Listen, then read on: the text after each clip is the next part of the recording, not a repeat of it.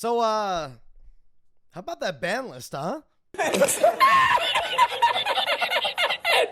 What's up, my Nimbugs? Welcome to the Elestrals channel, and if you're here, it's because you are a Yu-Gi-Oh player who has heard about Elestrals and you're interested in giving the game a chance. So welcome, and I'm glad to be the one that's going to be here to teach you how to play the game. Elestrals is a game that's really good, specifically for Yu-Gi-Oh players, because it's actually a game that takes a lot of inspiration from Yu-Gi-Oh! I would say that about 75% of the mechanics that you're going to see in this game are just translated over from Yu-Gi-Oh! Mix in a little bit of Magic the Gathering and of Pokemon, add in some extra sparkle for what is Elestrals, and you got a fantastic new game to try. So today's video is going to be happening in two parts. The first is I'm going to be teaching you a little bit of a guide on how to play the game and explaining all the basic mechanics. Then make sure you stick around because the end section of this video has an entire Duel commentated ready to teach you guys in the action how to play the game. So without further ado, let's learn how to play Elestrals. Elestrals is a fantastic game with many ties to the game of Yu-Gi-Oh!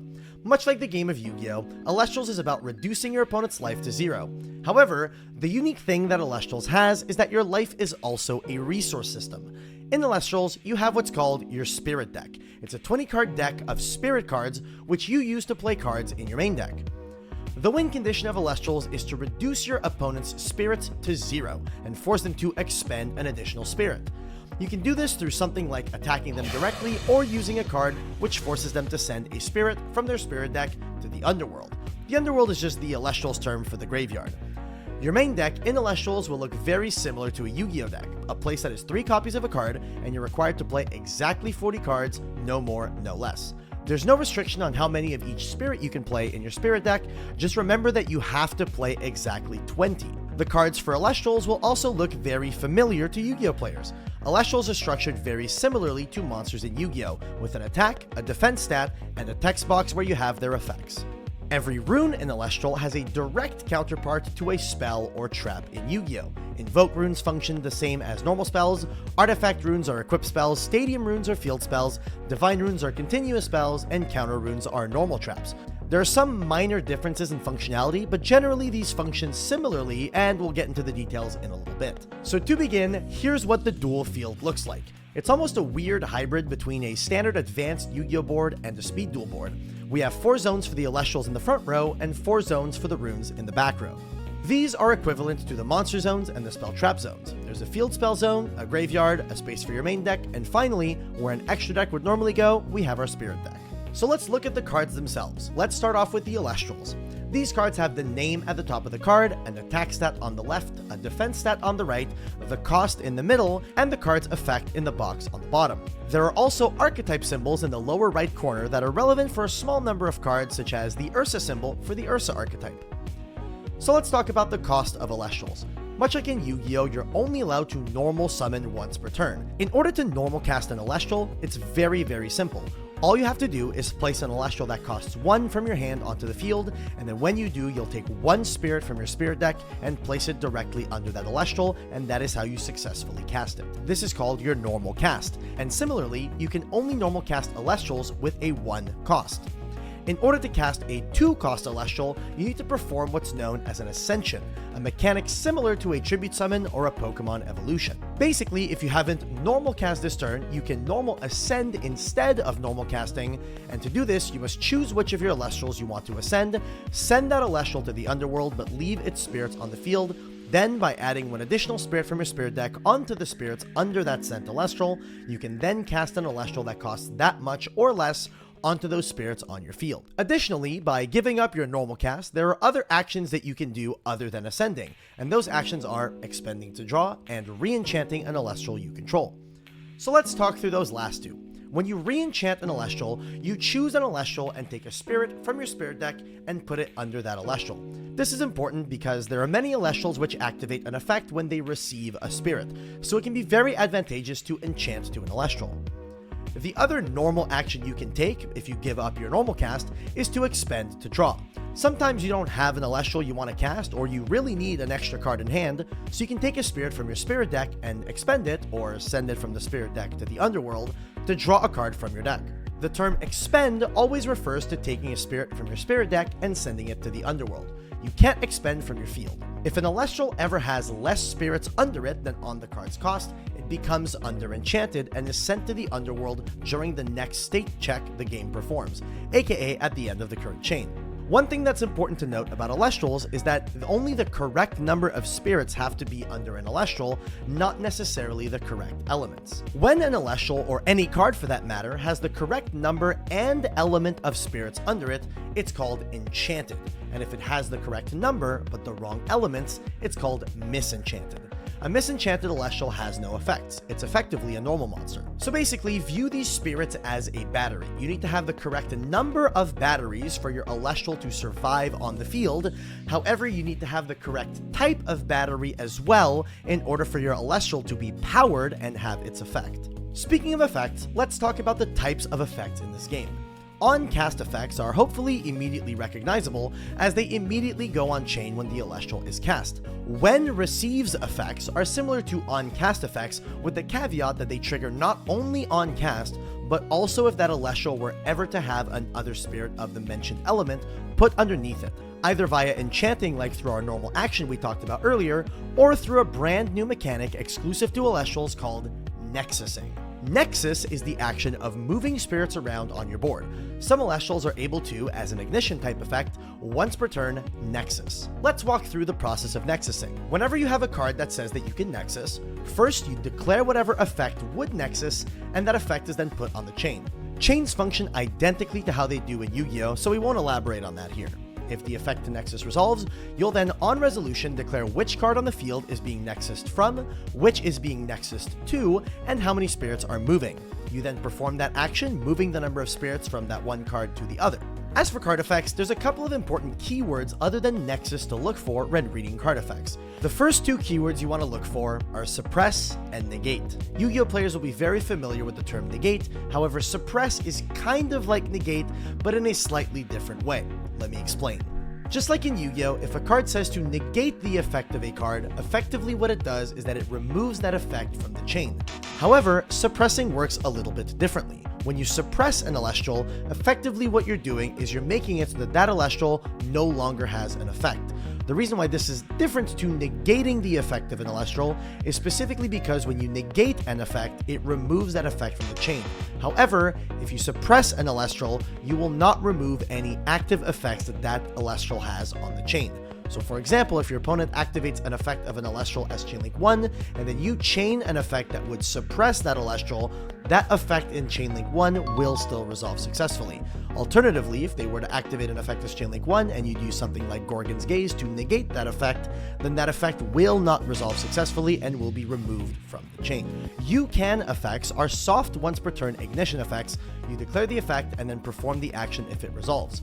If a you can effect has in order to in its text, everything preceding the in order to is a cost you must pay before the effect goes on chain. Effectively, in order to is this game's equivalent of Yu-Gi-Oh's semicolon. Additionally, any form of trigger effect that has an activation requirement when something specifically happens, such as when an Elestral says if this card receives a certain type of spirit, those effects are not once per turn. Should their activation requirement be met multiple times in a turn, it can be activated again and again and again.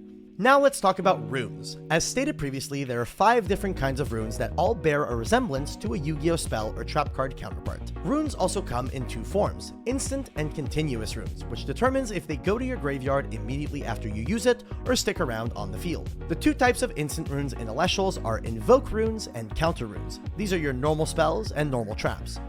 Exactly like in Yu-Gi-Oh!, if you use an invoke rune, you activate it from hand on your main phase, pay the cost shown in the middle of the card, apply the effect, then send it to the underworld. Counter runes work exactly like trap cards as well, meaning that they must be set for a turn before they can be used. Keep in mind, when using a counter rune, you only pay its cost when you activate the card, not when you set it. Another distinction between instant and continuous runes in Elestrals is that instant runes have 2 methods with which you can pay their cost. You can either pay by using spirits from your spirit deck, or they can also use spirits from cards on your field using a mechanic known as siphoning. When you siphon spirits to play instant runes, you would take the spirits from under other cards you control, move those spirits to your rune zone, then play your instant rune on top of it. This can be a good way to use these runes while getting double the use out of spirits you've already played to your field. Then for the continuous runes, you have stadium runes, which are this game's field spells and go to their own unique zone called the stadium zone. These work exactly like Yu-Gi-Oh's field spells, but keep in mind, only one stadium can be active at a time. If a second is ever played, the initial stadium that was on the field gets destroyed. Then we have artifact runes, which work exactly like equip spells in Yu-Gi-Oh! And are used to power up or debuff Elestrals. And then divine runes, which are very similar to Yu-Gi-Oh's continuous spells with a bit of a twist. Currently, all divine runes in Elestral cost 1 spirit to cast, but they all have an effect that allows you to load extra spirits underneath them. The reason why is because divine runes all have effects that can be used by disenchanting or detaching spirits from underneath them. So they let you load up on spirits in order to use their effects multiple times over the course of the game. The turn structure in Elestral is very similar to speed duels. At the start of the game, both players draw 5 cards, and they have the option to mulligan. In Elestrals, to mulligan, you expend any 2 spirits from your spirit deck to shuffle away your hand and draw a new hand of 5 cards. You can do this as often as you want at the cost of 2 expended spirits each time. Turns start in the draw phase, where the turn player draws 1 card, unless it's the first turn of the clash. Then the main phase, in which you can cast Elestrals and activate or set runes. Then the battle phase, where you declare attacks, unless it's the first turn of the duel, in which case you don't get a battle phase. Followed by the end phase, where effects that last until the end of turn wear off, and you pass turn over to your opponent. Speaking of the battle phase, let's explain how combat works. In Elestrals, you can summon your Elestrals in attack or defense position exactly like in Yu-Gi-Oh!, and the position of your Elestrals determines how they interact in combat. Exactly like in Yu-Gi-Oh!, you can declare attacks with your Elestrals on any of your opponent's Elestrals, or if they control none, you can attack them directly. Comparing battle stats to determine which Elestral is destroyed works exactly like Yu-Gi-Oh! As well. However, the one major difference is how damage is calculated.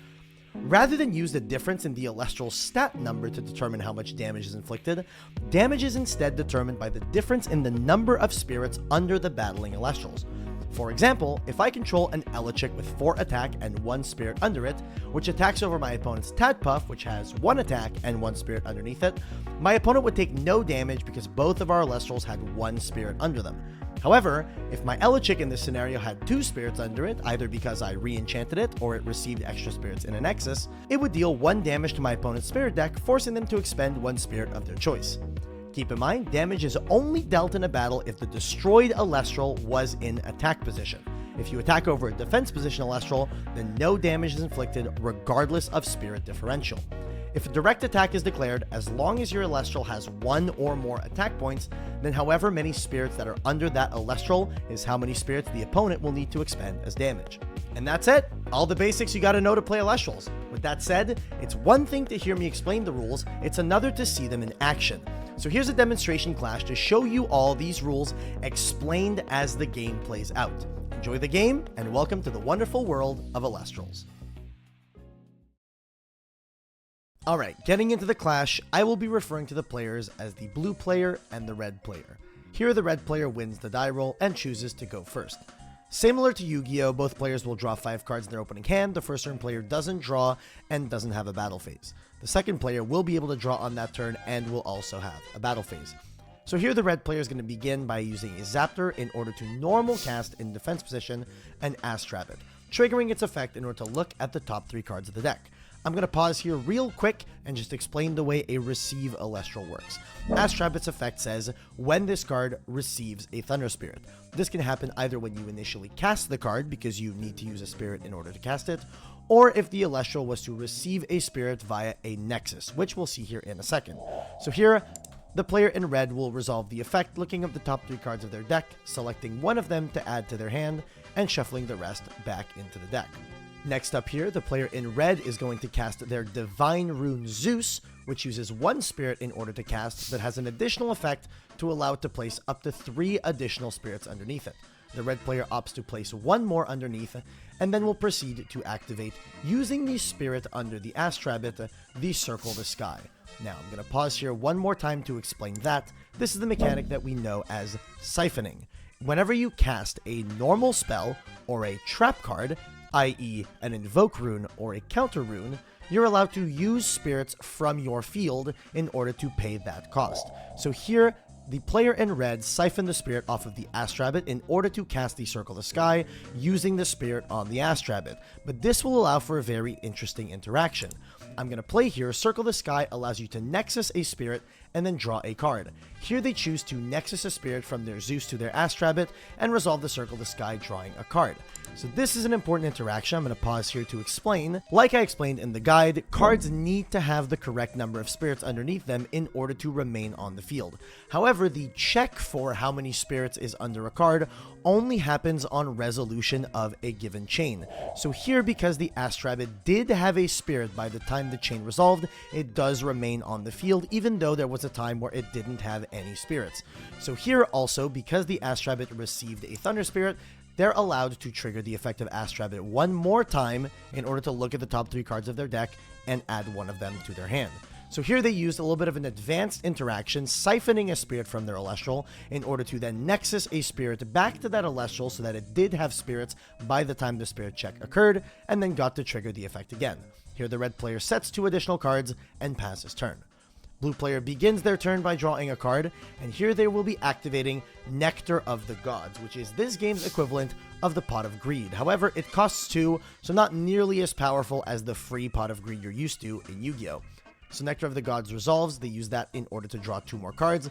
They fumble around with their spirits a little bit before putting them into the underworld with their Nectar of the Gods.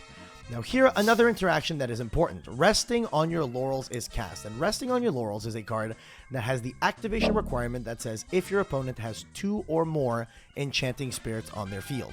So here what that means is that because the red player has 2 active spirits on their field, one under the Zeus and one under the Astrabbit, the Resting on Your Laurels is a legal activation here, despite the fact that the Resting on Your Laurels would place 1 more spirit on the field because there's a spirit underneath the resting. They do not need to count that spirit in order for the activation requirement to be legal.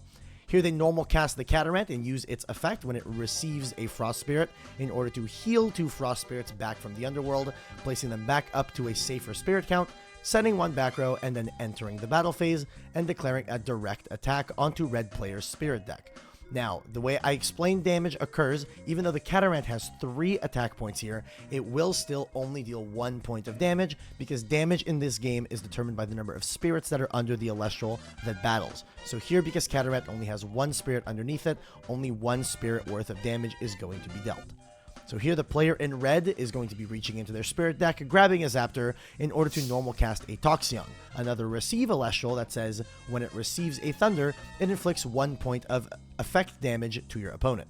Now here, the player in red is going to use 2 Zaptors, 2 Thunder Spirits, in order to cast a Thunderbolt of Zeus that they will be empowering their Toxion with. Look at this as like an equip spell in Yu-Gi-Oh! So they gave this Toxion a cool sword, and with the Toxion, they're going to attack over the Cataract. Now normally, I'm going to pause here, this deals 0 damage because the Toxion and the Cataract both have 1 spirit underneath them. However, the Thunderbolt of Zeus does have an effect that says if the empowered Elestral destroys an opponent's Elestral in battle, it will deal 1 point of damage, but if you control Zeus, it will deal 2. So because they control Zeus, the empowerment of the Thunderbolt of Zeus will allow them to deal 2 points of damage via the effect of the Thunderbolt. The blue player draws for turn here and decides to activate a Kyo, their Divine Rune, which also has the effect to place additional spirits underneath it. Now, Kion's effect is interesting. It can detach one of its spirits in order to add back a 1-cost Frost Celestial from the underworld. Here, the blue player normal casts their Frigicup for the turn and then uses Emfrostics from their hand, an Elestral that can be discarded alongside 2 Frost Spirits in order to revive a 1-cost Frost Spirit from their underworld. This paired with the Cataract is very interesting because when the Cataract receives that Frost Spirit, it effectively refunds the cost of the Emfrostics. Now here the player in red is going to make a little bit of a misplay. They're using an Owloon, a Lunar Spirit, in order to cast Dense Fog.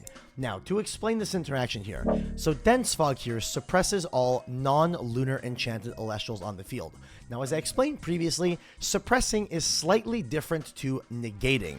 Something like Gorgon's Gaze, which targets to negate an Elestral's effect and then also suppresses it, is different than something like Dense Fog that only suppresses. Look at suppression kind of in the same light as making it so that an Elestral cannot activate its effects, but it also shuts down any continuous effects that it might have.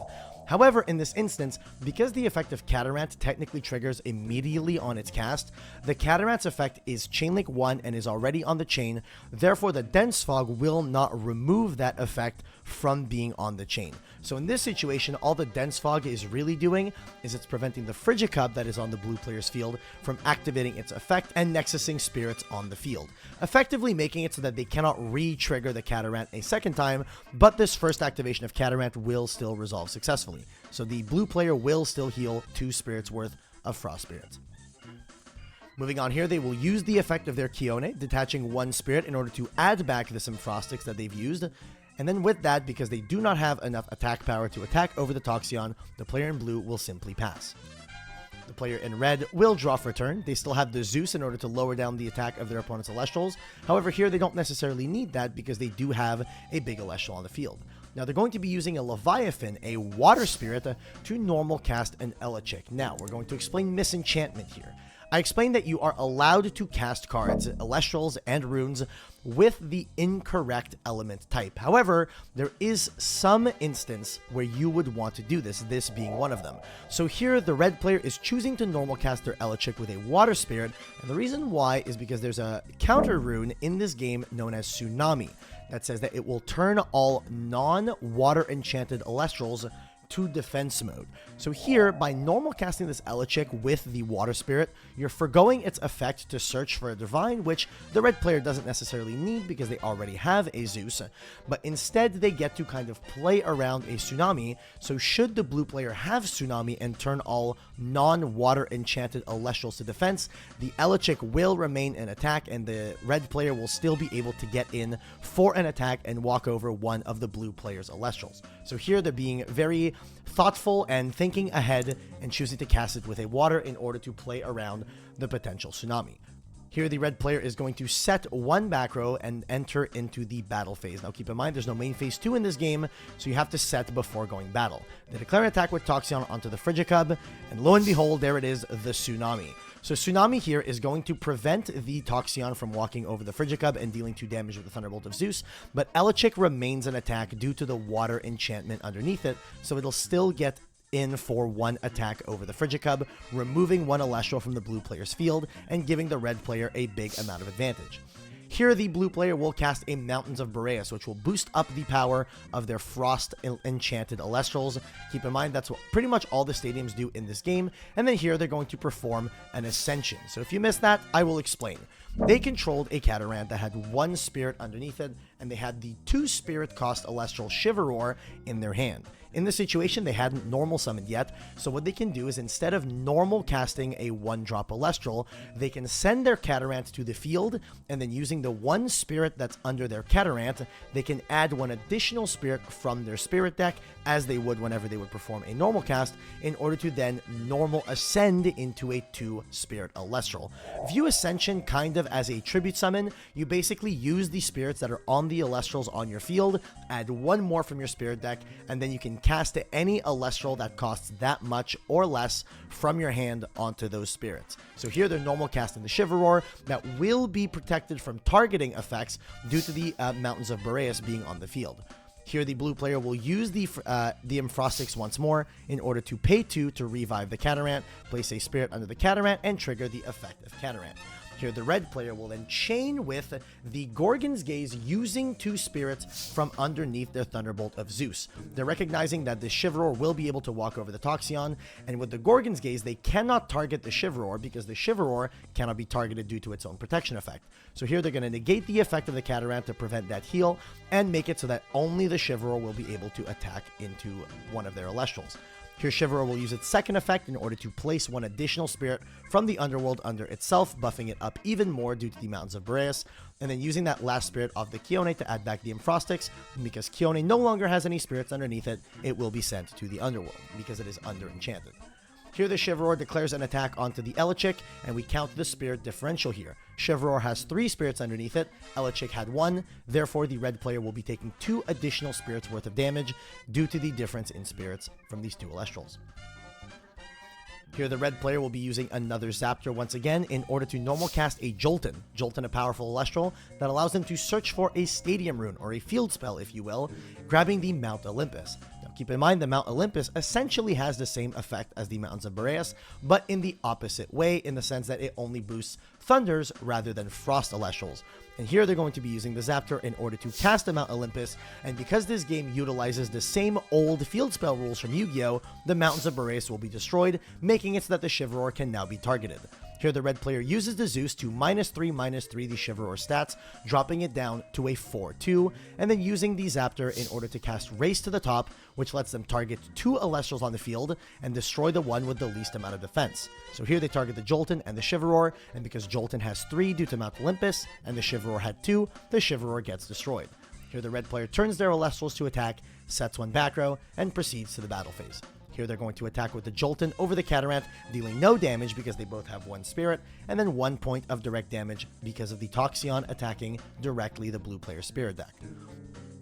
Contemplating their options, looking at the remaining spirits that they have, and they choose to cast a Nectar of the Gods. They are running low, they are on 2 spirits remaining, meaning that they can't play that many cards unless they find some way to heal more additional spirits, either by using another Catarant or something like that. Could be a useful tool in order to re-heal. And here the blue player casts Ambrosia, a very powerful normal spell or invoke rune that allows you to heal 3 spirits back from your underworld. So here the blue player chooses to re-heal 3 frost spirits back from their underworld to their spirit deck, giving them more options to play with. They use the Infrostics, discarding itself, paying 2 frost spirits in order to revive a Catarant from their underworld. Here they fumble around with their spirits a little bit, casting out the Catarant, have to place 1 additional spirit from the spirit deck, and then using the effect of the Catarant in order to heal back 2 more of their frost spirits. So here, very much showing that the Catarant being able to heal a lot of spirits, very useful, gives them more tools to play around with. They cast the Keon with 2 spirits, putting them down to 1. This is a dangerous position for them to be in, but keep in mind they have not used their normal cast yet. They detach 1 of their spirits off their Keon in order to add back the Frigicub from their underworld to their hand. They will use their last spirit in order to cast out the Frigicub. Now here, this is an important thing to note. Keep in mind, you are still allowed to play while you have 0 spirits. You only lose the clash once you have run out of spirits and are forced to expend 1. So essentially, there is a 0 life in this game. You only lose once you drop down to -1.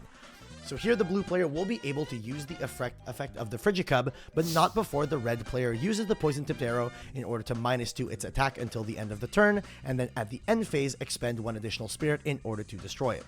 Frigicub will use its effect, Nexusing a spirit from the Keon onto their Catarant, which will allow them to trigger the effect of Catarant. This is why Nexus is very powerful in this game. It's one of the biggest tools for skill expression, in my opinion. This will trigger both the Catarant and the Frigicub. Frigicub will place 1 additional spirit underneath itself, and the Catarant will heal back 2 spirits, making it so that the blue player is no longer in danger of immediate death. And then they will use the last card in their hand to cast a Mountains of Boreas, which will destroy the red player's Mount Olympus. And then here, because their Catarant and their Frigicub have 2 spirits underneath them, they are gaining +2/+2 because of that Mountains. So this Frigicub lost 2 attack, but is gaining back 2 due to the Mountains, so they're going to crash into the Jolton, and the red player will take a point of damage. This is something important to note. As long as the opponent's Elestral is destroyed in battle, even if yours is as well, the difference in spirits is still inflicted as damage. You basically always inflict damage to your opponent if your Elestral that destroyed theirs in battle had more spirits, even if yours is also destroyed. So here, because the Frigicub with 2 spirits fought with the 1 spirit Jolton, even though they were both destroyed, the controller of the 1 spirit Jolton will still be taking 1 point of damage. Important to note, this would not have happened if the Jolton was in defense. You only take damage if the defending Elestral that was destroyed is in attack. And then here the Catarant with 2 spirits and 5 attack points will attack over the Toxion, destroying it and dealing 1 point of damage to the red player's spirit deck.